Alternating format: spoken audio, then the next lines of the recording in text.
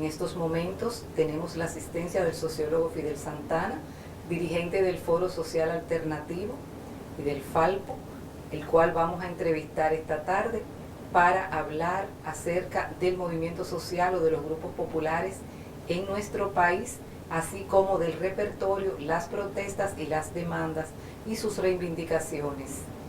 Entonces podemos comenzar. Buenas tardes, Fidel. Muchas gracias por la invitación. Para mí es un placer, así que estamos a su disposición. Bien, nuestra primera pregunta sería, ¿cómo vislumbras tú en estos momentos el futuro de los grupos populares en el país? ¿Cuáles son sus fortalezas? ¿Cuáles son sus debilidades? Muy bien, evidentemente que el propio futuro del país depende de que se fortalezca el movimiento social. El movimiento social en estos momentos en el mundo lleva la voz cantante en la presión por el cambio, por la mejoría de las condiciones de vida, por el respeto a los derechos humanos, por el respeto a la equidad de género, asimismo la protección del medio ambiente, el reclamo de la explotación sostenible de los recursos naturales, es decir, que la propia sostenibilidad del planeta y de la vida misma de los seres humanos y de todo el ecosistema dependerá de que desde la sociedad se impulse con mayor fuerza esta dinámica de los movimientos sociales que se han apropiado de una agenda temática importantísima para que pueda desplegarse la energía creadora de la humanidad y pueda mejorar la distribución de las riquezas que entre todos los seres humanos producimos y se pueda producir entonces la justicia social. Yo creo que el país y los cambios que requiere la República Dominicana estarán muy conectados al desarrollo de estos movimientos sociales. Evidentemente, ha habido épocas anteriores en las que se han producido oleadas, digamos, más fuertes que la que tenemos en estos momentos, mayor cantidad de organizaciones, mayor capacidad movilizativa, mayor impacto en la presión que se ejerce sobre esencialmente el poder político o sobre sectores económicos privados. Pero en estos momentos nos parece que el movimiento social en la República Dominicana tiene una fortaleza importante y es que ha ganado legitimidad, que ha incorporado un repertorio de métodos de lucha importantes, que se ha conectado con las temáticas globales, las temáticas que están a la orden del día, tiene elementos débiles, esencialmente determinados por la propia dispersión que tiene el pueblo dominicano en aspectos sociales fundamentales. Es decir, aquí no se ha logrado constituir un sujeto social fuerte por la propia manera como está constituido el pueblo dominicano. Emigrantes, digamos que gente que es al mismo tiempo agricultor y motoconchista, chiriperos, gente que no tiene un oficio propiamente determinado, gente que presionado por la pobreza se ha ido del país y se ha colocado en el extranjero. En fin, hay muchos mecanismos que le sacan presión a la realidad social dominicana y que impiden al mismo tiempo que se configure un sujeto social fuerte y que sirva de plataforma a los movimientos sociales en el país. Pero aún así, este ha venido contra todo pronóstico. El movimiento social ha seguido actuando, ha ganado espacio, ha sorteado dificultades muy serias, se ha sobrepuesto al estigma que desde el Estado, por un lado, y desde los grandes medios de comunicación se ha querido imponerle y ha abierto su propio espacio, ha construido liderazgos y ha construido también de alguna manera una agenda que la ha impuesto en el debate nacional. Por tanto, yo creo que tiene futuro, mucho futuro, el que el pueblo continúe impulsando sus movimientos, ¿no? Sí. A mí me llama la atención, a partir de todo esto que tú has planteado, la cuestión del repertorio. Fíjate, en los años 70, 60, 80, el repertorio era diferente, las luchas eran distintas, han surgido nuevos actores sociales, pero al mismo tiempo que han surgido esos nuevos actores sociales, que podrían constituirse más adelante en un sujeto social, yo entiendo también que el repertorio también ha cambiado. Entonces, ese repertorio que se usó o que se utilizó en aquella época no es el mismo que se ha utilizado ahora o que se está utilizando, aunque planteo también que se utilizan las formas mixtas, es decir, vamos a las protestas violentas, pero también vamos a las protestas pacíficas. Entonces, en ese sentido, ¿qué repertorio tú propondrías en cuanto a las nuevas formas de protesta, de manifestación, de movilización de estos actores nuevos que han surgido últimamente con los movimientos ecologistas, como tú bien decías, la protección del medio ambiente y todo eso? Fíjate, los pueblos acuden siempre a su memoria histórica. O sea, a un pueblo no se le puede pedir que cierre todo lo que ha sido y lo meta en el olvido. O sea, un pueblo es su historia de resistencia y en cada coyuntura que le toque defender sus intereses, recurrirá a lo que trae en su memoria histórica. Y por tanto es muy difícil que el repertorio de medios de protesta que está en marcha en estos momentos, que está esencialmente caracterizado por la gran movilización ciudadana, esencialmente a través de la acción de tipo pacífica y cívica, ese repertorio que viene ganando terreno, que ha ido ganando impulso, que ha logrado sobre todo incorporar nuevamente a los sectores de clase media a las protestas, pues nos parece que también está apoyado en la tecnología de punta, en los medios de comunicación alternativos que se han creado a través de la red de internet, pues evidentemente que ese repertorio va ganando terreno. Sigue habiendo algún nivel de actividad, digamos que de acción directa, violenta, en algún momento. Yo creo que está más determinada por la cultura política en la que vivimos, la cultura autoritaria, la cultura que no habilita canales de comunicación con la gente que reclama, la cultura que no da respuesta y que empuja a la gente a la impotencia. Yo creo que la violencia es una respuesta del que no ha encontrado oído para que la escuche, ¿no? Y es una respuesta construida desde la cultura política, porque el pueblo ha aprendido que los políticos y los funcionarios van a las comunidades a escucharlas cuando hay un lío de marca mayor.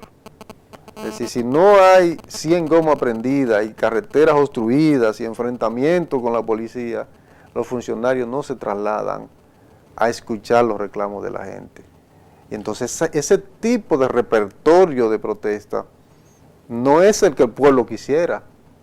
El pueblo quisiera que la gente le escuchara, que los funcionarios escucharan los reclamos.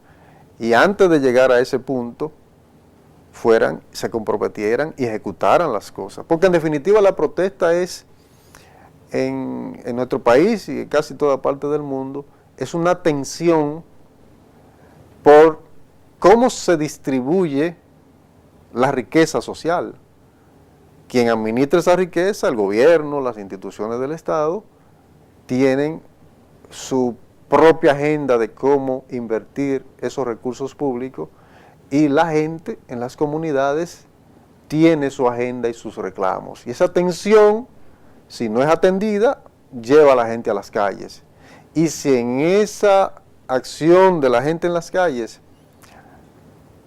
por cultura histórica, estos últimos 40 años, la gente ha aprendido que solo con la acción callejera, violenta, hay respuesta, entonces evidentemente que es el Estado el que está estimulando este tipo de repertorio de protesta. Este año que pasó tuvimos una protesta hermosa, maravillosa, el 4%, el gobierno no respondió a esa propuesta ciudadana. De nuevo esa propuesta está en la calle con este repertorio cívico, viene en la discusión del presupuesto.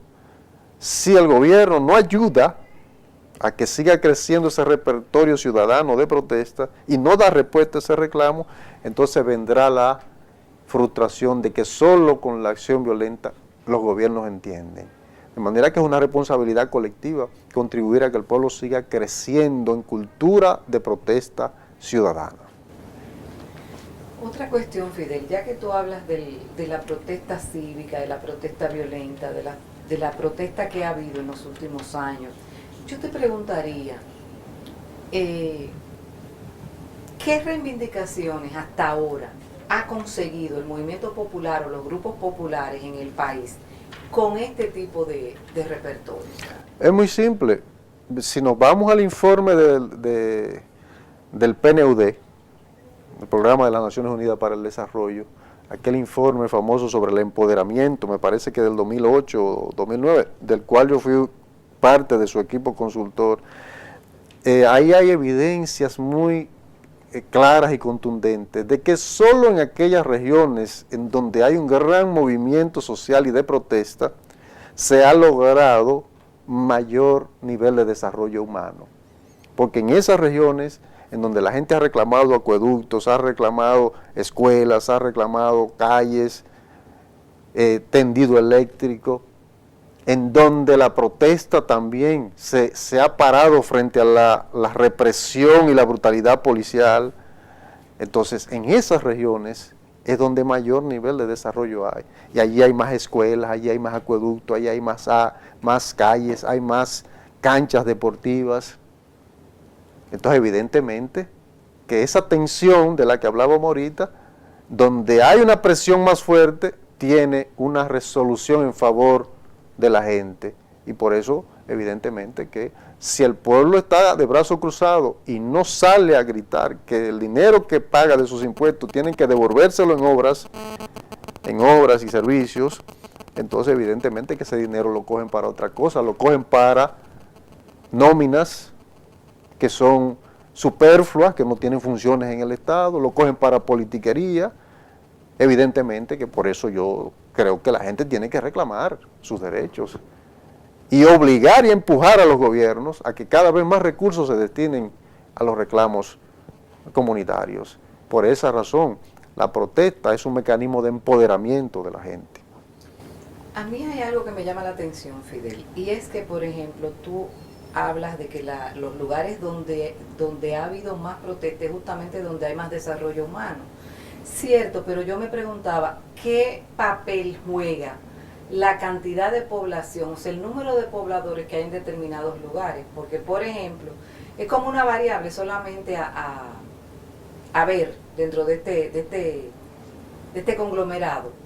Y yo veía que, por ejemplo, en la provincia de Elías Piña el año pasado solamente hubo una protesta, pero también pensaba, Elías Piña es una de las provincias más pobres, pero al mismo tiempo es una de las provincias que cuenta con una población muy baja con relación a otras provincias.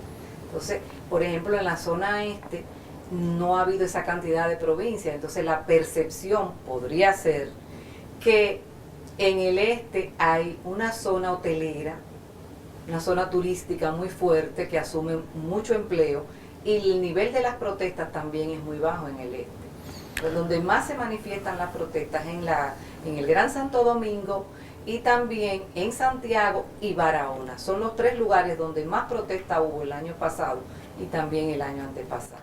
Bueno, es que hay una relación evidentemente entre la densidad poblacional, el reclamo de servicios, el reclamo de obras, ¿no?, el tema del desempleo, evidentemente que hay una relación entre protesta y necesidades, y estas necesidades están determinadas también por la cantidad de personas que habitan un territorio. Pienso que hay una serie de provincias o de municipios que están muy despoblados, tienen características culturales muy específicas, como son esas provincias fronterizas, por ejemplo. Tienen otros mecanismos para resolver sus tensiones, el comercio con Haití, el contrabando, en fin, hay otros mecanismos allí por donde la gente canaliza sus necesidades. Ahora, las grandes concentraciones poblacionales es donde están los principales focos de problemas sociales, porque es allí donde hay más desempleados, es allí donde hay más necesidad de agua, porque no es suficiente los acueductos que tenemos, donde se necesitan más escuelas, es allí donde hay más represión, más ejecuciones extrajudiciales por parte de la policía, más presión sobre la gente para que le den los chelitos. El que viene de vender plátano lo apresan en la esquina para que tenga que pagar un soborno a los policías. En fin, estas comunidades son realmente un foco de tensiones sociales y evidentemente que la protesta se convierte en un mecanismo a través del cual respira la sociedad y deja fluir la presión que se genera en un conglomerado social sin respuesta a muchas de sus necesidades cotidianas.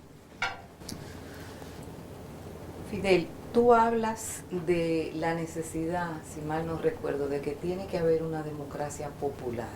Partiendo de todo esto que hemos hablado esta tarde y de todas las protestas que ha habido, todas las necesidades y las demandas insatisfechas, las necesidades reales, las necesidades sentidas de la población, yo te pregunto, ¿cuáles serían las características que tú entiendes que debe asumir esa democracia popular? O sea, tenemos un proceso, tenemos una democracia, pero sabemos que la democracia no es algo estático. La democracia es un proceso que va cambiando constantemente de acuerdo a las exigencias que tengan los pobladores, los ciudadanos. Y en ese sentido, pues, habría que ver cuáles serían las características que tú planteas de esa democracia popular. Muy bien. Lo principal en la democracia, volviendo a su definición clásica, gobierno del pueblo. Evidentemente, ¿qué ha pasado en la democracia nuestra? El soberano, que es el pueblo, ha sido desconocido históricamente. El mandatario, que se supone que es el muchacho demandado del mandante, que es el pueblo, en esta democracia nuestra aparece como el que da las órdenes, como el que decide las cosas. En la democracia quien decide las cosas es el pueblo soberano. Entonces, ¿qué es lo que tenemos que hacer? Es poner las cosas de pie porque están de cabezas. El ejecutivo, como el nombre mismo lo dice, está para llevar a cabo las decisiones del soberano, que es el mandante. Si usted observa el proyecto de constitución de Juan Pablo Duarte, el fundador de la nación dominicana, se da cuenta que él habla de 4 poderes. El primero es el poder municipal, es decir, el poder de los ciudadanos. El último de los poderes es el ejecutivo, precisamente. Ese es el orden en que debe funcionar los poderes públicos en una democracia. ¿Qué es lo que nosotros entonces estamos planteando?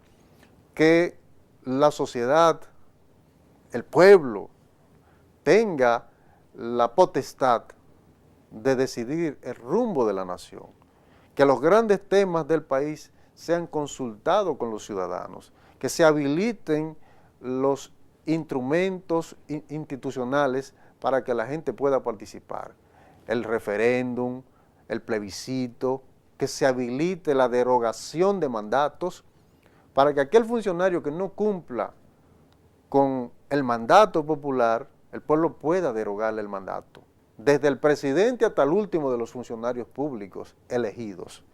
Entonces, esa democracia, concebida así, si un país como el nuestro tiene recursos limitados y a cada población se le asigna la cantidad de recursos relativa al porcentaje de población que representa, y la propia gente decide en qué cosa invierte esos recursos, cuáles son sus prioridades, entonces estaríamos hablando de la democratización también de las riquezas públicas. Si estaríamos hablando de un proyecto de nación en el que no habría todos estos proyectos particulares por municipio, tendríamos proyectos regionales en donde la producción está organizada estratégicamente para que cada municipio de una región cumpla un papel determinado en una cadena productiva nacional. A eso nos referimos nosotros con un Estado democrático desde una perspectiva popular que pone en manos de sus ciudadanos las decisiones, el autogobierno, ¿verdad? Y que ponen en manos de los ciudadanos la capacidad de derogar el mandato a los funcionarios incumplidores. Fidel, una última pregunta que ya tiene que ver más bien, bueno, en la misma línea en que tú has planteado lo del gobierno popular o la democracia popular. ¿Esa democracia sería concebida como una democracia participativa, dialógica? Pero ¿cuál sería el procedimiento para comenzar a implementar este tipo de democracia o este proceso, agilizar este proceso democratizador? Mira, evidentemente perdimos una gran oportunidad, que fue la última reforma constitucional que se produjo en el país. Esa reforma que el actor motivacional inicial, que lo fue el actual presidente de la República, en principio quiso que fuera una constituyente popular, incluso la puso en manos de la sociedad. En principio ese debate que trajo como resultado una propuesta de constituyente. Perdimos esa oportunidad porque terminamos haciendo una reforma pactada entre los poderes fácticos del país y las cúpulas políticas. Entonces, ¿qué es lo que necesitaríamos? Necesitaríamos tomar decisiones, redefinir los poderes públicos en esta lógica que se encuentre con el ideal, el proyecto duartiano, que se encuentre con lo que ha estado ocurriendo en muchos de los países de América, que han logrado avances significativos, que han incorporado este tipo de figuras como el referéndum y el plebiscito. Evidentemente que esto debe estar atravesado por un proceso de organización de todo el pueblo dominicano en diversas estructuras sociales que le permita ejercer la participación, la condición de ciudadanía. Y eso necesita más inversión en educación, es decir, un pueblo que no tiene las capacidades, los recursos para formarse plenamente como ciudadano, que cualquiera le cambia la manera de pensar por una fundita o por 2 libras de arroz y un pedazo de pollo, ¿verdad? Un pueblo que no tiene capacidades para discernir y forjarse una idea propia de los problemas nacionales, evidentemente que tiene dificultades para constituirse en ciudadano, en protagonista de un proceso democratizador. Y por eso todo esto está conectado con la idea de democratizar las riquezas y la producción, democratizar la enseñanza, la educación, democratizar la política, la manera como ordenamos los asuntos públicos. Esa es la visión que nosotros tenemos y evidentemente mayor participación de la gente a través de las organizaciones. Bueno, les damos las gracias a Fidel Santana por habernos acompañado esta tarde y esperamos tenerlo nueva vez con nosotros. Cómo no, gracias. Si él tiene algo más que añadir a lo que ha dicho. Agradecer la gentileza de invitarnos acá a este programa y bueno, reiterar la confianza y la fe de que este pueblo sabrá encontrar los caminos para construir su futuro de tantas décadas anhelado.